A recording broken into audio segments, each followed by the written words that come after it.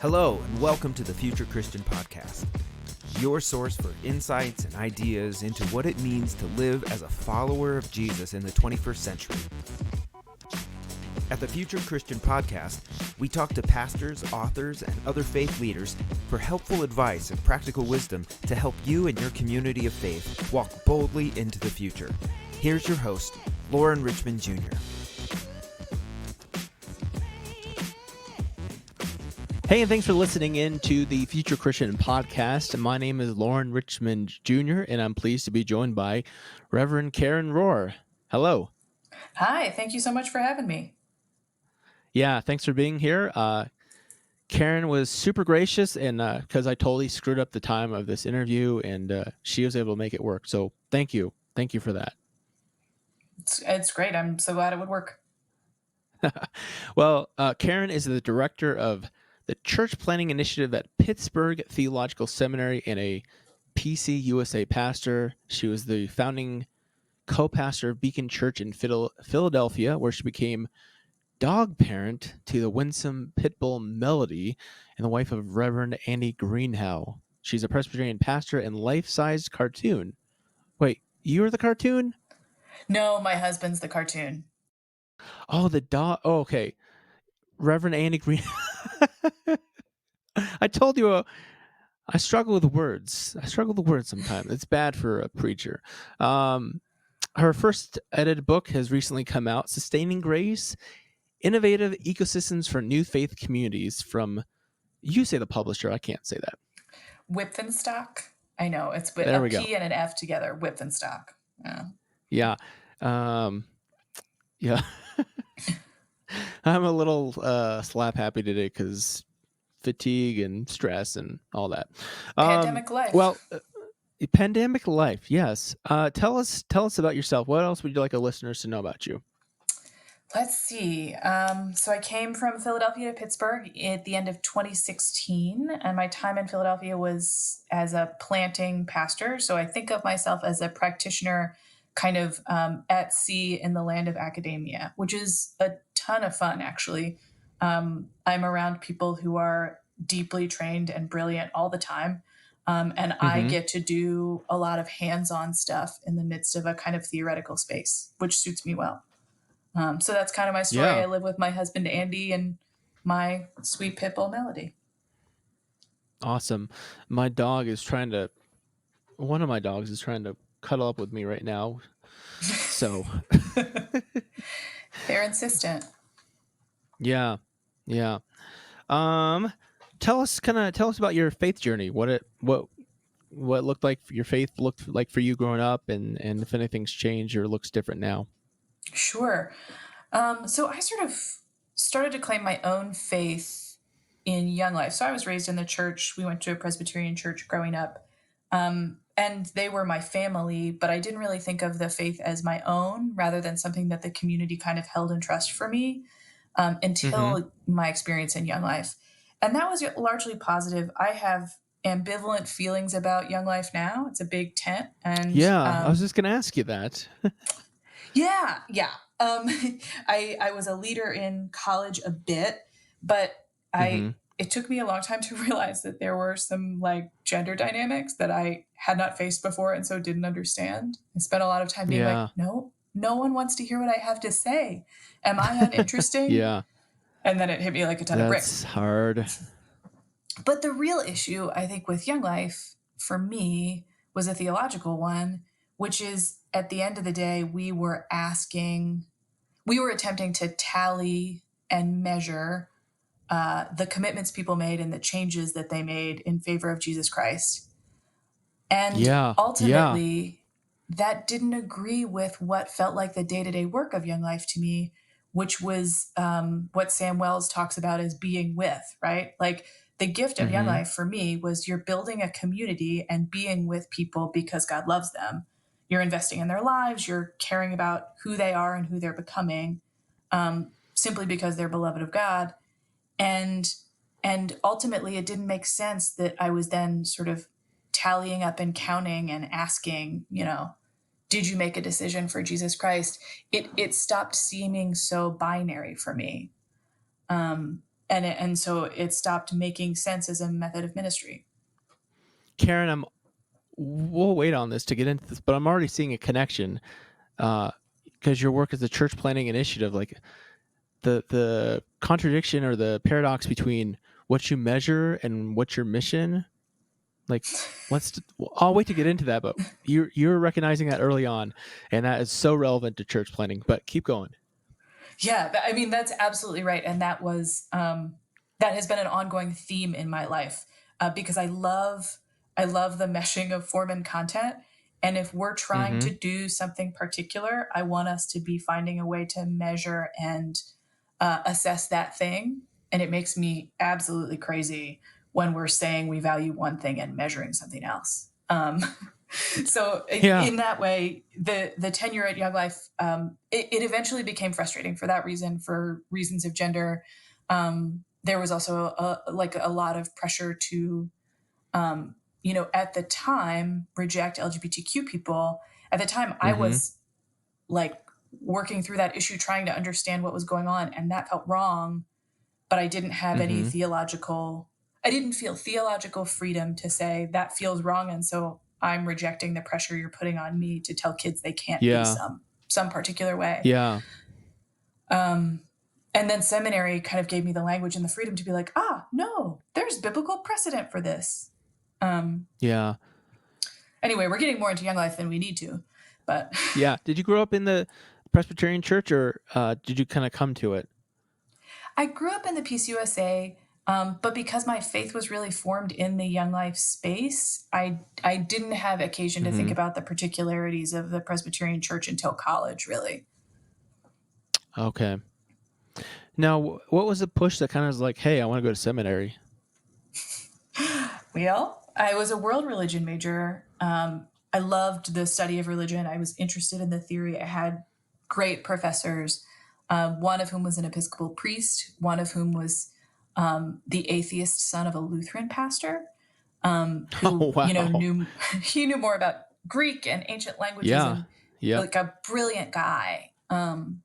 And so I was really fascinated by the study, and I had this experience in Young Life that led me to believe that like the Christian story had something unique to offer. And I wanted to do something with my life in fidelity to the Christian story and for building community and like human thriving.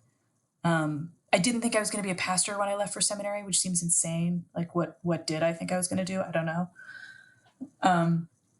But pretty soon after I got there, I was like, oh, this is the thing. I'm going to be a pastor. Yeah. I was writing down that statement you said, the Christian story has something unique to offer, because I want to come back to that.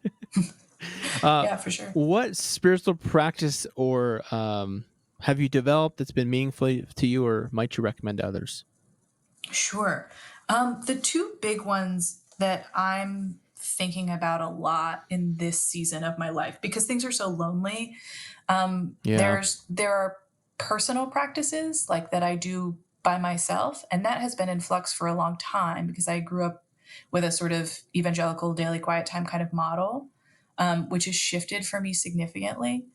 But really during quarantine, communal spiritual practices have been really valuable. So I see a spiritual director who's changed my life. She's extraordinary, very, very helpful.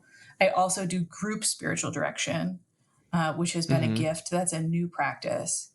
And then in my marriage, but also in the classes that we teach at the seminary, we do some variation of examine really regularly. So in my marriage, we do it daily. With my students, we do it every time we gather for class or for our lunches. And the variation that we do is just answering the question, where have you felt closest to God's call in your life? And where have you felt furthest away since we last talked? So that would be examine, is that question? Or a question similar to that? Yeah, similar to that. I mean, the examine takes all kinds of forms, right? But it's really looking for God in the consolations and desolations of your everyday life. And that's been really a gift, particularly in the midst of pandemic. Yeah, I bet. Well, let's talk about your work as the You're the director, right? Is that the right title? That is the right title. Director of the Church Planting Initiative. Yeah, and I will say of the other, or there's a few PTSs. I'm a graduate of Phillips Theological Seminary. We're PTS Tulsa, and I'm aware that there's another famous PTS seminary, right? That's true. So I am a graduate of Princeton Theological Seminary, and I work at Pittsburgh Theological Seminary. So, so we've got a trifecta here on this podcast. Yeah, of the PTSs. Well, talk about the impetus and mission of the church planting initiative there. Yeah, so sort of the told story that I inherited when I got here, which is one that I really appreciate, is that graduates of Pittsburgh Theological Seminary about 15 years ago started planting churches. And there was no program at Pittsburgh Theological Seminary to train people to do that. They just started doing it. And the seminary looked around and said, like, okay, if our graduates are going to be doing this, then they need particular training and support to do it. We need to be responsive to kind of what God is doing in this space, which is really powerful. And so the church planting initiative formed actually a couple of years before they hired anyone to lead it. But my predecessor, who was a halftime director and a brilliant guy, like deeply faithful, his name is Chris Brown, and he's a pastor in Colorado now. He came in 2014. Oh yeah, you should definitely. He's in Berthoud. Yeah. Yeah, there it is. You know how to say it. Chris Brown. That's too bad. I just did a local season, but listeners, check it out, season 3. But I'm sorry, keep going. Yeah, he's a wonderful guy. So he was my predecessor. He started in 2014 and sort of made a path for the church planting initiative, which he started the part of the program which cares for and shepherds M.Div students in specialized church planting training. And so that happens within the M.Div curriculum. Students can sign up to specialize in that way. And then when I came on board at the end of 2016, we launched pretty immediately a certificate program. And the certificate is for people who are in a context. So revitalization or planting, you're doing your thing, and you think I could use a cohort to walk through this with. I could use some intentional time and space in my life to tackle a big issue. And we're not talking like, I need to raise money. I know how to raise money. I just need help doing it. We're talking like, this is a big question I have about this work and I don't know how to answer it. So more adaptive change, imagination expansion kind of stuff. So it's a 15-month program. It's hybrid. People come for 4 days at a time and then come back to their own context, do the work in their context, report out about that work online, work with a coach for the full 15 months. And so it's 4 classes, and then one final project presentation, coaching all the way through with a small cohort. Okay. Cool. What would you say are like the biggest aims? Like when I think, I'll throw out some words here, like to empower people, to incubate, to educate, like what kind of would you say most links there? Yeah. I like the word empower for sure. We're interested in equipping leaders to convene and build collaborative cultures. That's another good E word. Yeah. Sorry, I'm interrupting. No, you're totally fine. Totally fine. We have a little lag here too, so it's slow. Internet life. Yeah. Yeah.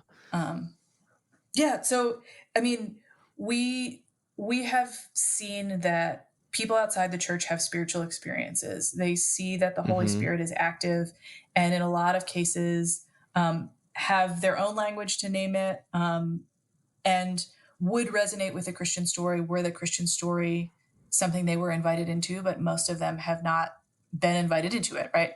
And so our goal is to train leaders to have the imagination that would allow them to see the Holy Spirit active in the world. So I use the word imagination, but I don't mean Disney. I mean, you have to imagine something is possible before you have eyes to see it. And we are I mean, trying to that kind of cultivate. resonates with Disney, right? Because the story is that he imagined Walt Disney World, right? Yeah, I mean, to be fair, I give Disney a hard time. Bambi as a child was tough, and I'm still reeling from the wound. But no, that's like, this is part of what I see as the creative work of the Christian, is to imagine that God might be up to something, and that it might be surprising. And it's hard to imagine things that are surprising. So we want to support and walk with leaders as they broaden imaginations for what God might be up to, and invite people to participate in it with them. So broaden their imaginations and help them facilitate that broadening for others. Yeah. I have to ask, this is more of a generic question, but as I've gotten into church planning and study it more, like, there are wildly different understandings of what it means to plant a church. Everywhere from, like, somebody, like, a church splits, half the people go elsewhere, and the pastor will be like, hey, I started a church. A mega church will, like, take 200 people and go start a new campus, and their pastor's a church planter. A church will, like, close, sell their building, and then go start a new church, and that's a church plant. So, and there's more models, like, that's maybe half, or there's so many more different understandings of, so it's a broad understanding. Like, do you have, like, a specific model you work with? To help me out there, I guess. Yeah, that's a great question. We think about this contextually, and so there are sort of an infinite number of models, as there are an infinite number of types of communities or neighborhoods or cultures, sort of the microculture of a neighborhood. There are all kinds of different models depending on what is needed. I think what I would say is not our model is to come into a place that's unknown to you and bring your own style, power of personality, aesthetic, your own personal gospel, and set up shop in somebody else's backyard. See, I'm here in Colorado, and that's the model for church planting. I have a guy I work with who regularly interacts with these kind of church planners. That it's like the parachute model. They'll parachute in, often with, like, a whole team, folks who come from a church often in the South, and they, like, it'll be like 5, 6, 7 families, and they'll come in and they'll go for it. I mean, it's impressive, I guess, in some ways, but yeah. I imagine you might. Yeah, it's this is complicated. I was talking to someone about this morning, because I don't think it is a good idea for a leader to go in alone, right? Oh yeah, 100%. But the models that we have for training clergy sort of take someone out of a context, scrub the context off of them, give them sort of You're not wrong. a presumption of universal truths and ideas, and send them back into the world totally deplaced. That's a problem, I think. But also, it's a problem to say, like, I'm going to go in alone. Bringing in an army of people is a problem, because it's not about the place. Although there's something that you have to respect about people who will get up and move their lives and do a thing because it's what they feel called to do. So often that's happening, though, in neighborhoods that have just been renamed by realtors so that they can sell the houses for more money. And, like, we have to have a conversation about church planting and gentrification. That's not, it is not respectful to go into a community that likely has churches that have struggled to make it for generations and be like, oh, don't worry, all the people who attend those churches will soon be priced out, so we'll bring in everybody who looks like us and have a real nice place here. That's not a gospel thing. Years ago, Christina Cleveland wrote a brilliant blog about this, and it was like church planting. It compared church planting to plantations. It's very damning, and rightly so. Oh, wow.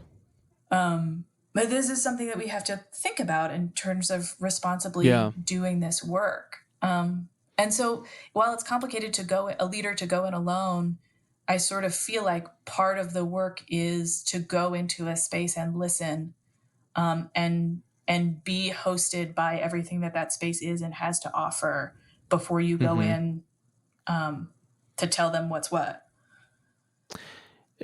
Tell me if you study this, or I'm assuming you're familiar with the term of community-based or asset-based development, right?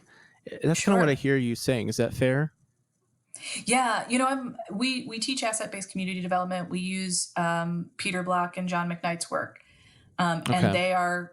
I mean, I'm a big Peter Block fan. Peter Block has been a part of my thinking and life since I lived in Philadelphia, and he's like a jovial guy. Usually, public figures are not as endearing. So I love what he does. I sometimes wonder if it takes into account. So the idea, for folks who don't know asset-based community development, the basic idea is that the community has everything that it needs to thanks heal. for defining them. Yeah. To heal and to be whole and to thrive. So the abundant community is a community that is in touch with its own gifts and power through networks and associations built by the people in the community. I think this is lovely. I definitely I'm a fan of the premise. I buy the premise, except that I also think we have to have a conversation about communities that have been systemically robbed in the U.S. Over generations, because it's a hell of a thing to say, like, yes, the community has absolutely everything that it needs to thrive, despite the fact that we've decimated the community every chance we've gotten for, since 1619, and in terms of Native peoples before even that.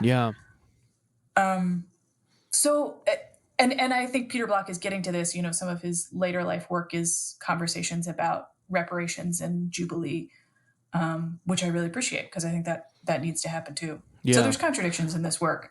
But yeah, I'm a big fan of asset-based community development.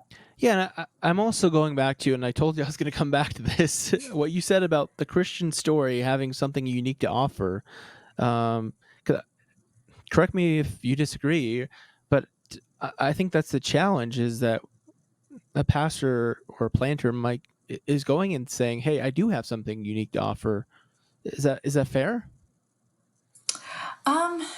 So yes, but I think so. Another thinker that we sort of one of the things that my colleague Scott is very good at teaching, and what I really appreciate about this is that he talks about the missionary movement and the many sins of the missionary movement, but also the things that we can learn from it. And he looks at Jehu Hensels for this, who talks about basically how the first wave of missionaries who came to other parts of the world out of the West were not the ones who were successful at helping the gospel to catch on in local places. It was actually the early adopters who did the work, and they made the faith local. And so the work that they were doing was translating, sure, but they were translating it with their whole lives. They were absorbing the truth of the gospel of Jesus Christ and learning how to live it deeply as themselves within their culture, within their story. And so I think if we're bringing if we are purporting to speak about something that is unique in the gospel of Jesus Christ, we need to learn how to hear how it is already happening in the cultures that are hosting us and be able to name it. Wow. Yeah. Yeah. Because I don't actually carry the gospel in my person. I'm desperately in need of the gospel. So when I'm doing church work, I am going out and looking for it in my own way and hoping to encounter it. I mean, and church planting was such a huge lesson in this. Holiness just showed up and sort of landed in my lap because I came and said, I want to have these conversations. Yeah. Wow, this is great stuff. I love I appreciate really how you're going about this from such a theological lens. This next question is not theological at all, but I'm curious to hear your perspective. Sure. In so many of the evangelical church planting movements, there's there's personality tests and all that stuff.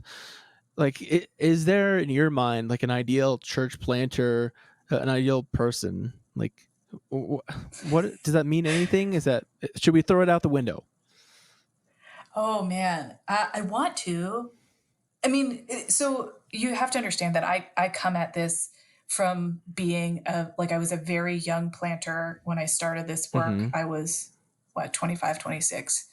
I was a suburban raised, college educated white lady. I was in a very particular role, one with a ton of privilege and one that also the church historically and still now sometimes looks down on, being a young woman, right? Yeah. So both of those things. And I learned very quickly that I was not called to be the pastor in many situations, if for no other reason than that people could not be led by me because of, the body I was in, the story that I carried. And that has to be right. Like, there are communities that can't be led by a middle-class white lady. Sure. Yeah. That's important. That's good. Yeah. But my particularity was effective for the people that I served in Philadelphia for a variety of reasons. Even my weaknesses ended up being a gift because I needed people to help me, and it made this space much more collaborative than I thought it would be. So, there are definitely, I say that, I think particularity matters. I think leading as you're called to lead and not trying to put on somebody else matters. Yeah. I want to set leaders free to do that. Often people who are introverts think like, I could never plant a church. Like, actually, if you love a people enough, you will find yourself doing insane things. Yeah.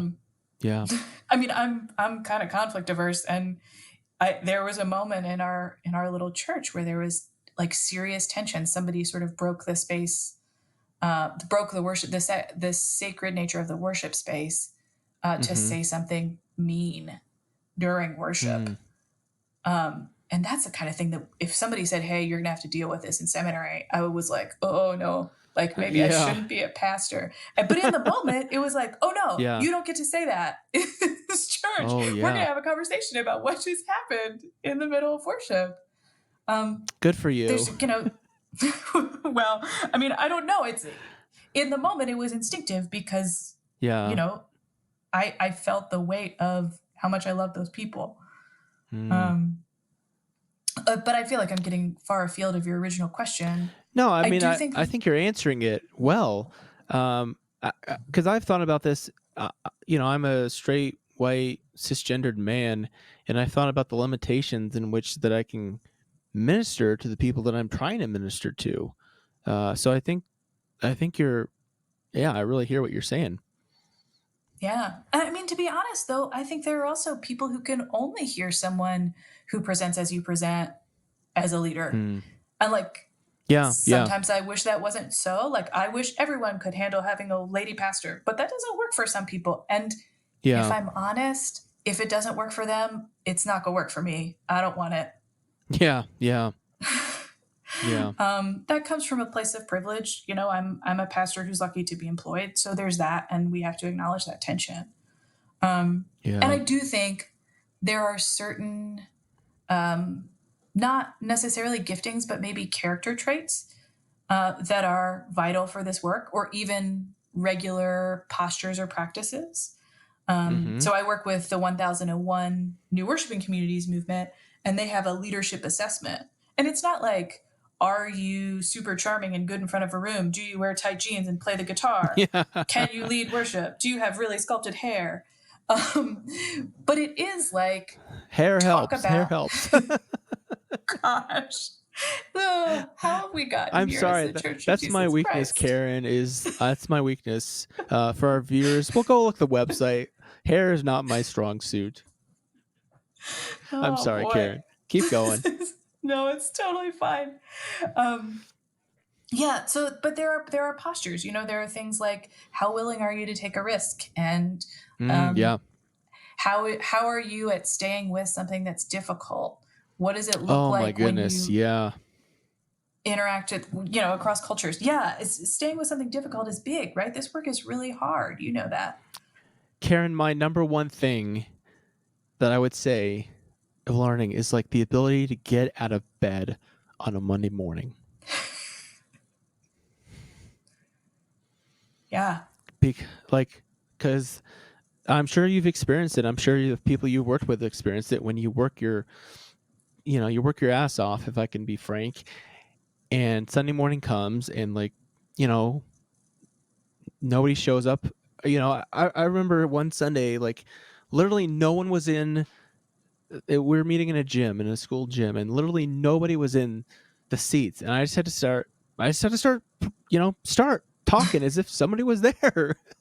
Now, thankfully, somebody showed up, but people showed up. But man, that was awful. And there's those days where it's just, man, and getting out of bed on Monday morning is just, I'd say that's the number one for me, I would say. Right. And learning how to balance the lesson that we must learn when something doesn't work or doesn't work how we think it should work, with the calling on our lives and the faith that we have that what we're doing is important. And how to discern that is like, yeah. Oh man, it can suck you under in a big way in terms of getting out of bed on Monday morning, for sure. Yeah, let me tell you, Karen, I'll be real here and say, it is hard for me. My dogs are playing here, so it is hard for me I have to actively fight to not correlate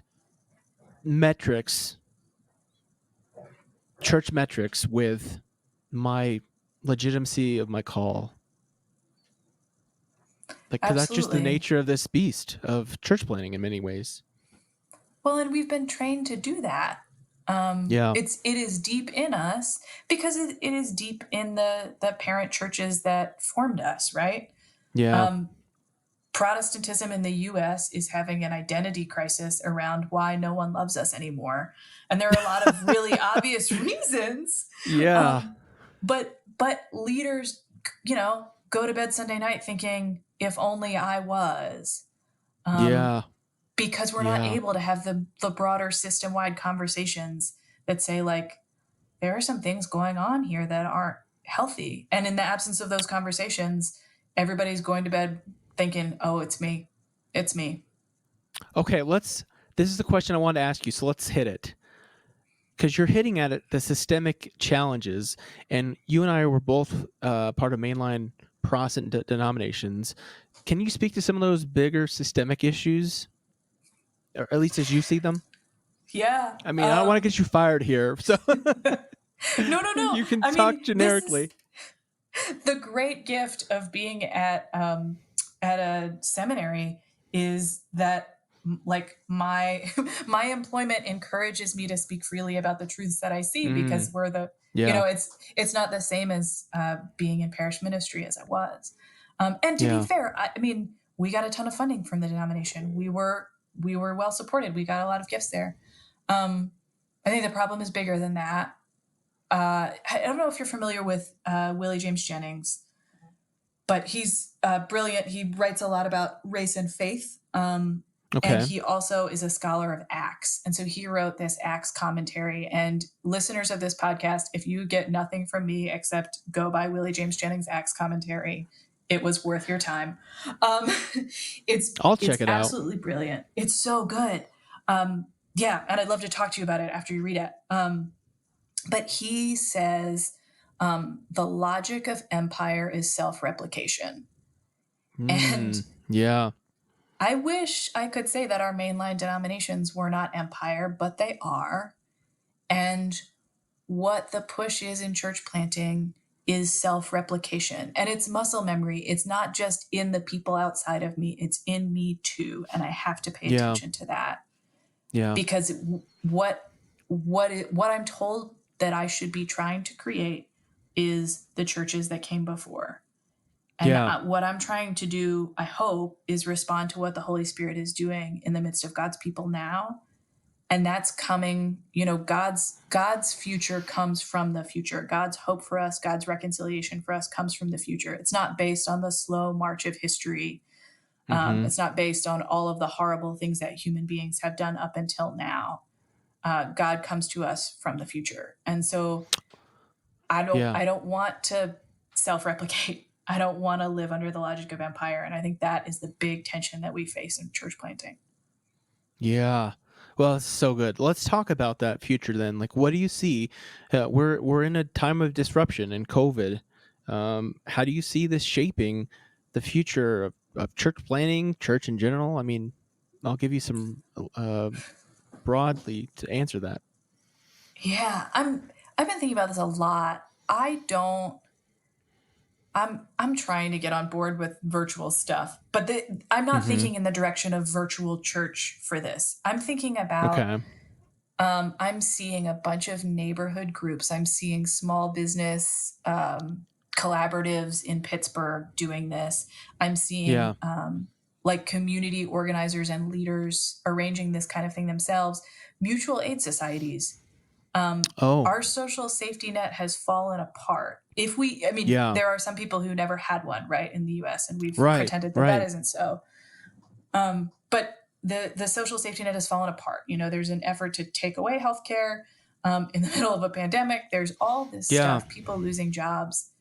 And I think there's actually a moment for the church to consider what it means to be pretty radically interdependent, to build communities that are pretty radically interdependent, and to live the sort of abundant community that asset-based community development talks about in a more real way, now that we know what it's like to not have functional leadership in the midst of a crisis. I think there's a real opening there. I also think that there's an openness to start having conversations about how that kind of countercultural move is needed and what individualism has cost. Yeah. I also think a bunch of pastors are going to quit. I don't know if you're seeing this in your community, but all over. Karen,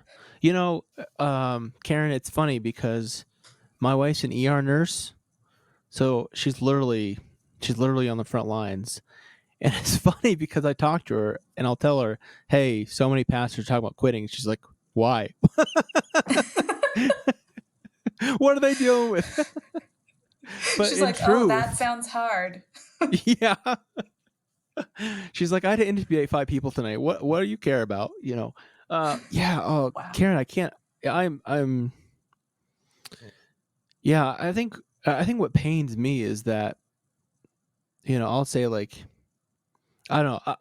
I love this stuff and desperately want to do it. And it's, I'm just like, but I understand, like, I think I would say, like, this is another thing about a church planner. I feel like if you don't want to quit, like, at least once a week, then you probably don't care about it enough. Yeah. I don't know if that's healthy or not, but that's. No, that's how it feels. That's how it feels.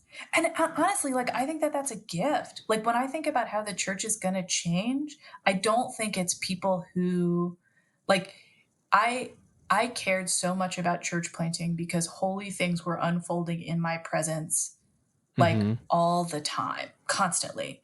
And it was beautiful and powerful. I think the pastors that we're likely to lose in the midst of this are people who have heard a back and forth argument about whether or not to wear masks for 8 months.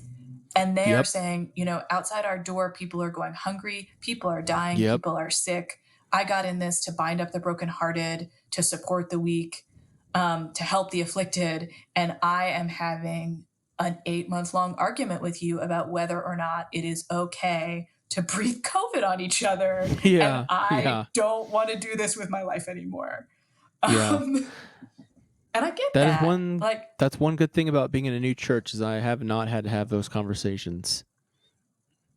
There is an incredible grace. The work is so hard, but there's an incredible grace in being in a space where everybody knows what the stakes are, because we don't have to argue about, like, the memorial lamp that was given in honor of so-and-so's great uncle.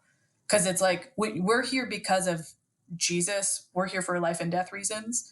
Let us not make golden calves to the past. Okay, I gotta ask you one more question. I promise. We'll take a break after this because I'm keeping you long here. This is a question I wrestle with all the time, and I'm someone who, like I said, I went to seminary.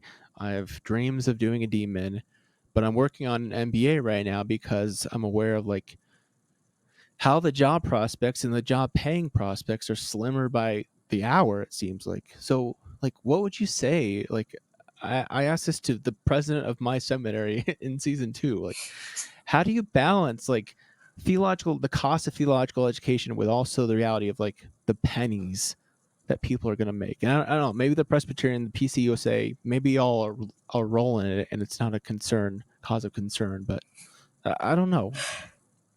I mean, if our mainline denominations are rolling in it, we have to have a conversation about where that money came from, right? Fair enough. Yeah. I do think that the PCUSA is in many ways rolling in it. I guess I need to become Presbyterian then. I mean, it's complicated money.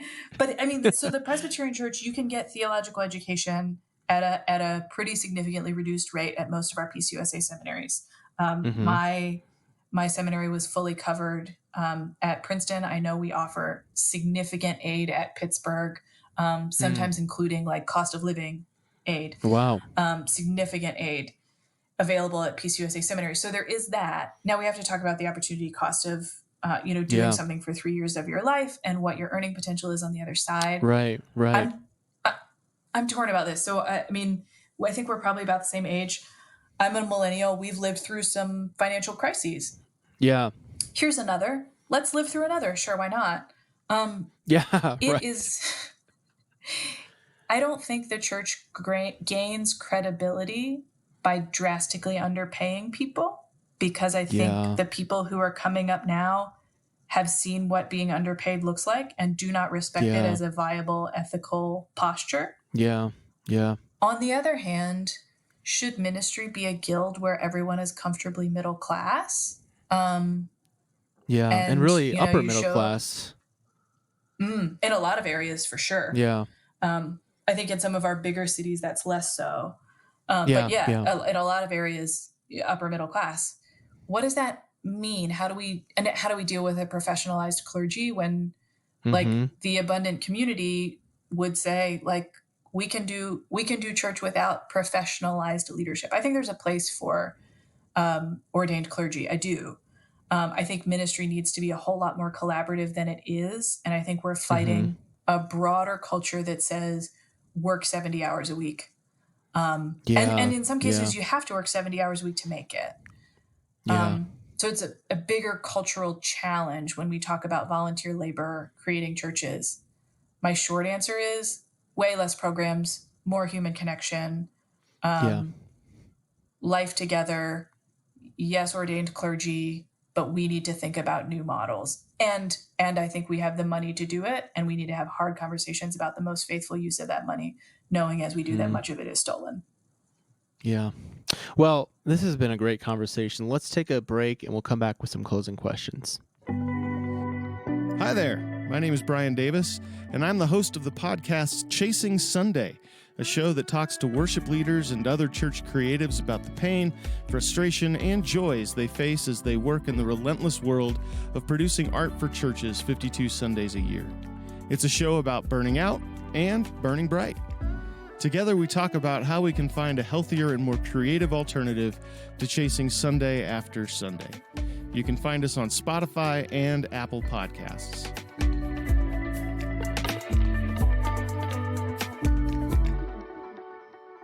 We're back with Reverend Karen Rohrer. I'm saying that right? Rohrer?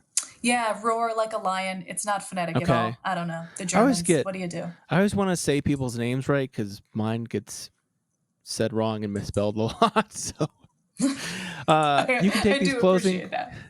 You can take these closing questions as seriously or not as you like to. But if you're Pope for a day, what do you want to do? What does that day look like for you?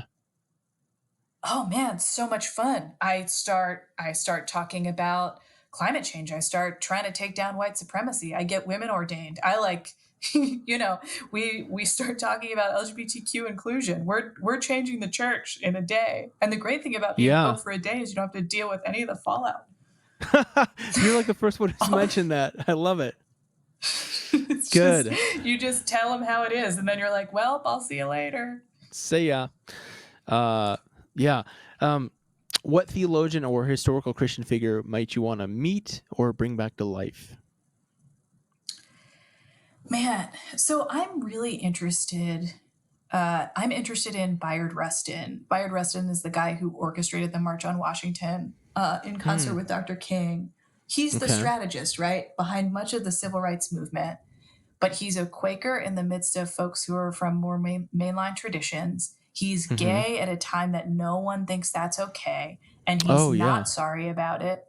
And he's working like alongside people who theologically would not have accepted that.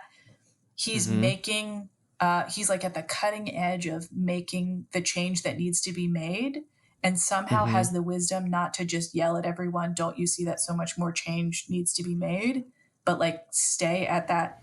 I mean, he used to like, the team would leave town and like he had to like ride in the trunk of cars every now and again because he personally was at risk when others weren't. Which, I mean, of course, the civil rights folks were, all of them were at significant risk. I just think he showed a lot of discernment about how to make the most of his life's work, being who he was. And I would love to hear about how you think about that. Awesome. What do you think history will remember from this current time and place? Profound selfishness and individualism has caused us to form a sort of nationwide death cult, I think. Wow. Man. Let's leave it there. That's good. Sorry, I think that. Trying to keep this we don't want to go off the rails too negative here. Let's spin it this way now. Something hopeful you hope for the future of Christianity. Oh boy. Okay. Yeah. Something hopeful for the future of Christianity. I would like us to have a broader imagination, and I would like it to be formed by the action of the Holy Spirit in our lives rather than the muscle memory of white supremacy. Good.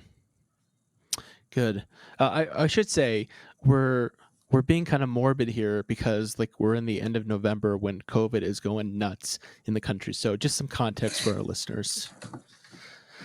Thank you, Lauren, and I appreciate you balancing my natural tendencies here. Where can people find out more about you? Oh man. So I'm not super active on social media. The first thing that I would recommend is grab yourself a copy of Sustaining Grace. It's a short little book. It's not just me. It's essays from 10 different folks from all different places in the Presbyterian Church ecosystem. It's not just a Presbyterian book, but I'm really proud of it. So check that out. See who our conversation partners are in this work. Occasionally, I will blog for Pittsburgh Seminary. I send out a monthly newsletter if you're interested in church planting stuff through the seminary. So you can sign up for that. Honestly, like I'm a practicing pastor. So the places you could have found out more about me were like the weekly liturgies I wrote when I was pastoring, but they have a very short shelf life. So they were part of worship many years ago and now they have gone. Yeah. Well, this has been great. Thank you so much for your time and conversation. So may God's peace be with you. Thank you so much, Lauren. It's been a delight. It's really good to know you. Thanks for joining us on the Future Christian Podcast. To learn more about Lauren or the podcast, visit future-christian.com. But hey, before you go, do us a favor, subscribe to the podcast and leave a review. It really helps us get the word out to more people. Thanks, and go in peace.